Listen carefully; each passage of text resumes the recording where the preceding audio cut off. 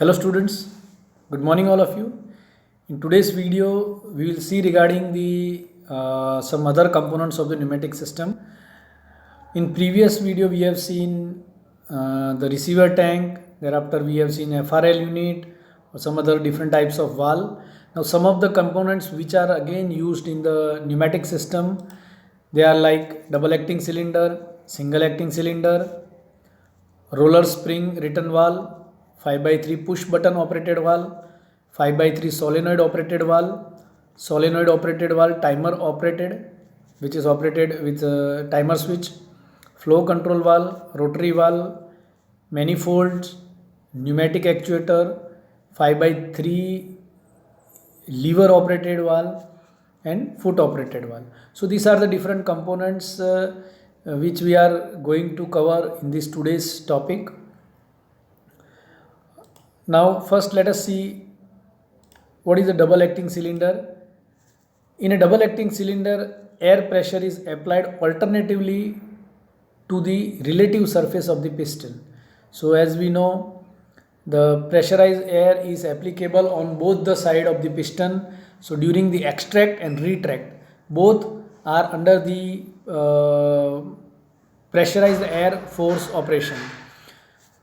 As the effective area of the piston is small, the thrust produced during the retraction is relatively weak. So if we see this figure, here is a piston rod. So this is one side and this is the second side, port 1 and port 2. So when extension stroke is there, the full piston area is obtained, but during the retract stroke, because of the piston rod, some area is being deducted. So because of that, the thrust to be created on the piston is reduced. That's why during the retraction, it is relatively weak as compared to the extraction. The immiscible tubes of double acting cylinder are usually made of steel. So you can see here, this is a steel tube.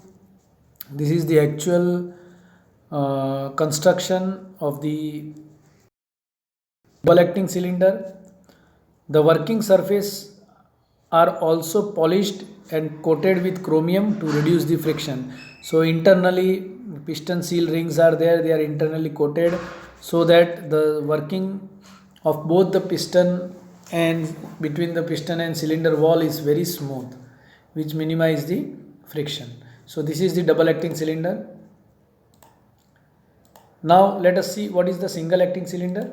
It is similar to that of double acting, but here the extraction force is only done by the pressurized air. The retraction is done by the spring. So you can see here a single acting cylinder has only one entrance that allows compressed air to flow through. Therefore, it can only produce thrust in one direction. The piston rod is propelled in the opposite direction by an internal spring or by the external force provided by the mechanical movement or weight of a load. So you can see here the construction wise, there is only one pressurized port. This is the piston, this is the connecting rod. So on the other side a vent is there so that vacuum does not create there for releasing the air or during the motion. Here the retraction stroke is done by the spring and extraction stroke is done by the pressure of the compressed air. So you can see this is the single acting cylinder. In the diagram, construction wise they are same, but only here there is the diameter of this hole is very small as compared to this hole. This is the actually vent hole. So you can see here, this is the vent hole port through which the whatever the during suction and extraction stroke, whatever the amount of, in order to prevent the creation of vacuum in this, a vent hole is given. So you can see this is how the single acting cylinder is constructed. The next one is roller spring return valve. The roller lever valve is actuated when roller lever is pressed. Here you can see this is the roller lever. The name itself, roller spring return valve. So as soon as the piston rod compresses this roller spring, it will release the air and piston will move automatically back. So this is a kind of cutoff switch also sometimes it is used. This is the switch which shows the that is the limit of the extension of the particular rod. उसके बाद rod को आगे नहीं जाना है और it has to move back. The next is 5/3 push button operated valve.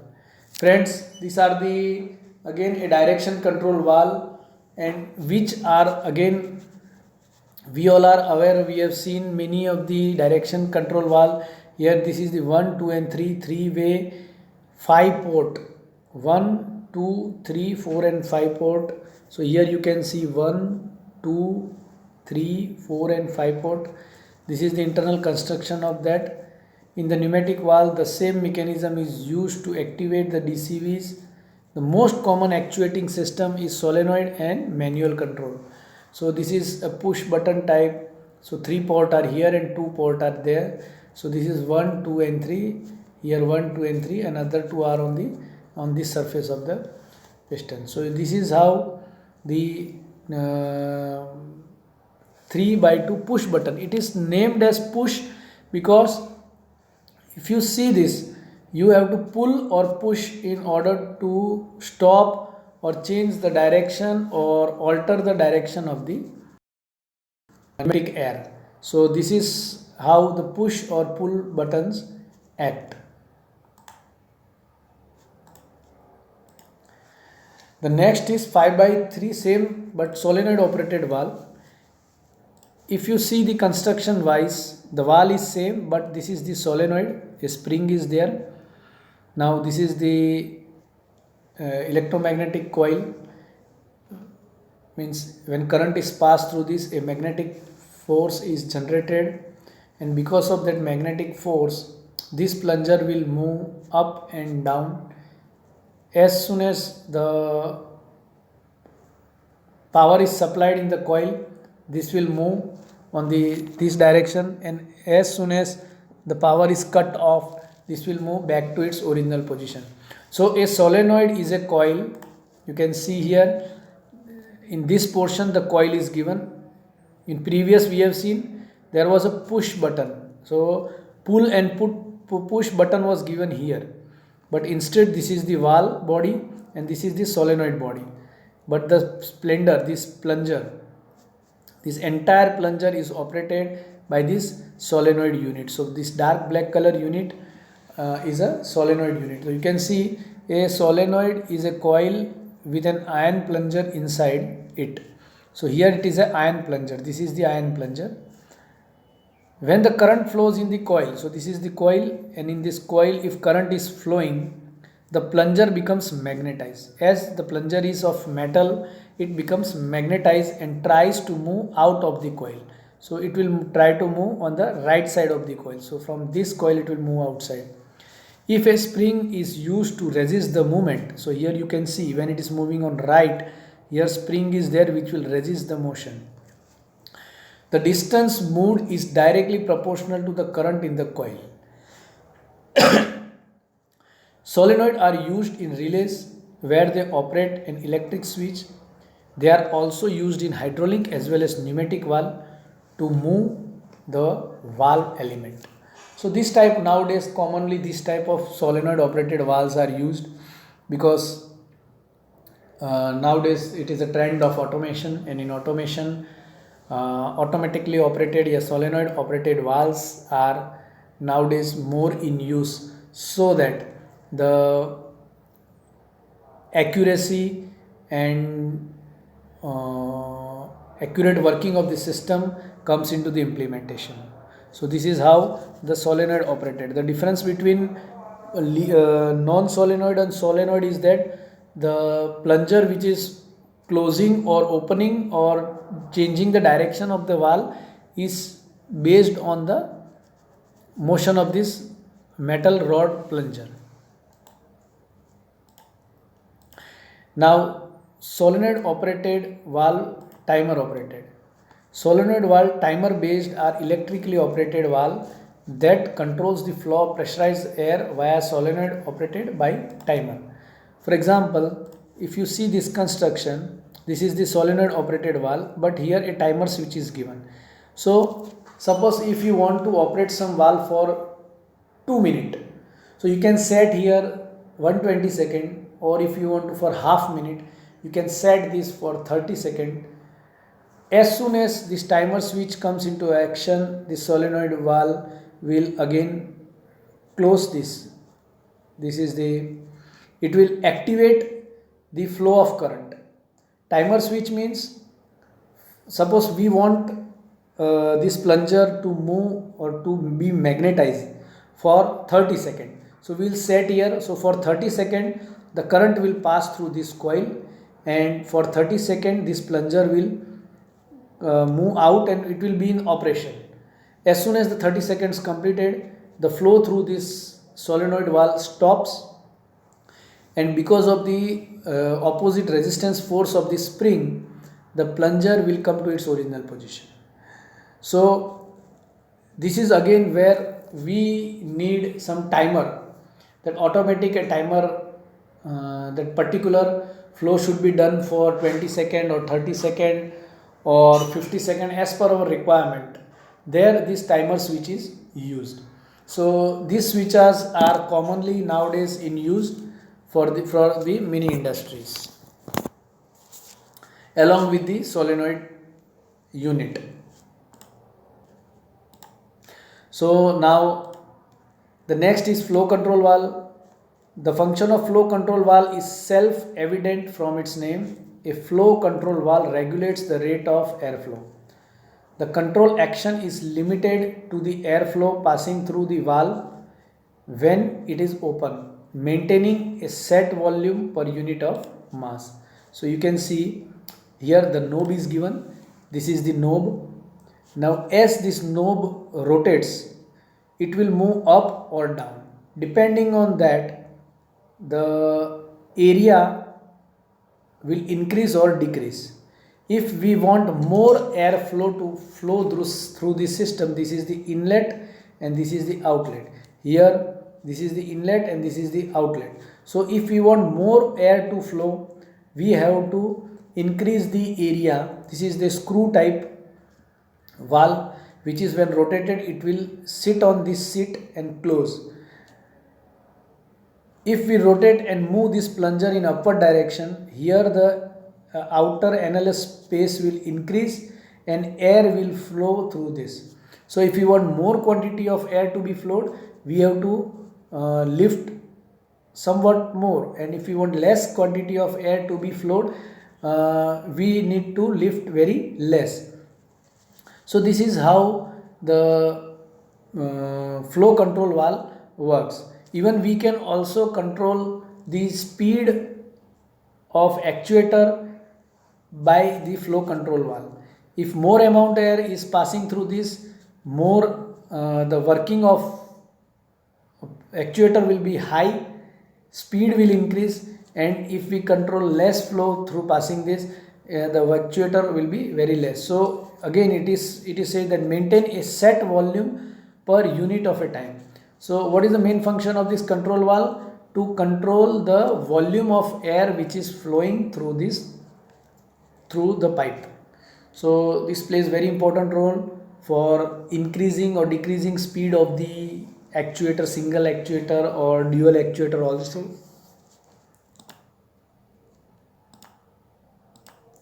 So this is a rotary valve. This valve offers the features required to efficiently control a double acting working holding system. So suppose we are having a double acting system, so the actuator, double acting actuator. So instead of lever operated, this rotary valve is more accurate and more efficient used in the industry. They may also be used to control single acting system working in the opposition. Now what happens in linear push and pull? Sometimes for push and pull time, a person gets confused that whether we are in the closed position or cross flow position or open position. But here in rotary, you can see the center position will be closed, left and right. So here it is easily controlled. Opening and closing is easily controlled. So that is why for where there is a manual operation, normally the rotary valve is used in order to control the flow of means the direction of air for the actuators. Either it's a single actuator or dual actuator. Operate with rotary handle motion detected internal rotor snaps into the position, ensuring accurate alignment of internal flow passages.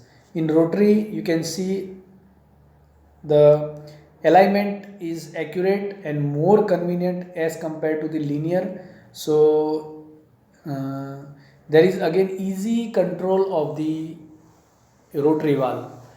Means we can easily control the actuating, extracting and retracting of an double actuating cylinder with the help of rotary valve.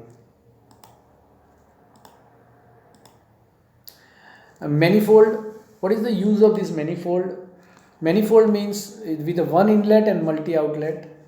Expand your convenient network of compressed air line with a rapid air manifold. So manifold is a unit where suppose you want to operate 5 different or 4 different actuators with the help of one inlet. Here 2 or 3 means number of the manifold. Here it is one is inlet and 2 is the outlet, 2 outlets, so total 3 holes are there. Similarly, if you are for using for 4 or 5 or 6 different actuators, you need to operate at a time with single entrance, single air entering. So this manifold is a device which is used for connecting more than one actuator for single inlet. If your inlet pipe is one but you want to connect 4 different actuators, so the intermediate unit is manifold which you need to attach it, and from that you can control all the 4 different actuators. Also the advantage of that, equal pressure is distributed in all the actuator, in all the lines, output lines of the manifold. Next is pneumatic actuator. So many different types of actuators are there: rotary actuator, linear actuator.